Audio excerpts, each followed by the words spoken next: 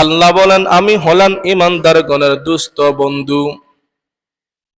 বন্ধু বন্ধুর কি করে? উপকার করে। আল্লাহ মুমিনদের উপকার করতেছে, ইখরিজুহুম মিনাজ জুলুমাতি ইলান নূর। মুমিনদের অন্তরে আল্লাহ এক ধরনের ঈমানের আলো দিয়ে থাকে। মুমিন এই আলো ব্যবহার করে গুনাহ থেকে, গুনাহের অন্ধকার থেকে বেঁচে যায়।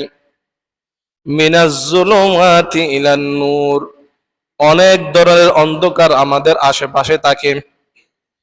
নামাজ না পড়লে গুনাহের অন্ধকার, মিথ্যা কথা বলা আরেকটা গুনাহ, অন্ধকার, মদ খাওয়া, মদের সাথে সম্পৃক্ত, গীবত করা, সমালোচনা করা, সব গুনাহি অন্ধ।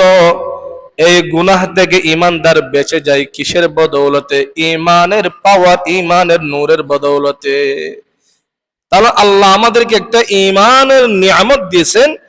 ওই নিয়ামত, ওই ইমানের নূরে আমরা মিথ্যা কথা বলি না, আমরা সুদ খাই না, ঘুষ খাই না, পরনিন্দা করি না, গুনাহ থেকে আমরা বেঁচে যাই।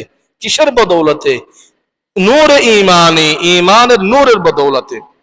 আল্লাহ আমাদেরকে অন্ধকার থেকে আলোর পথে বাহির করে নিয়ে আসছে।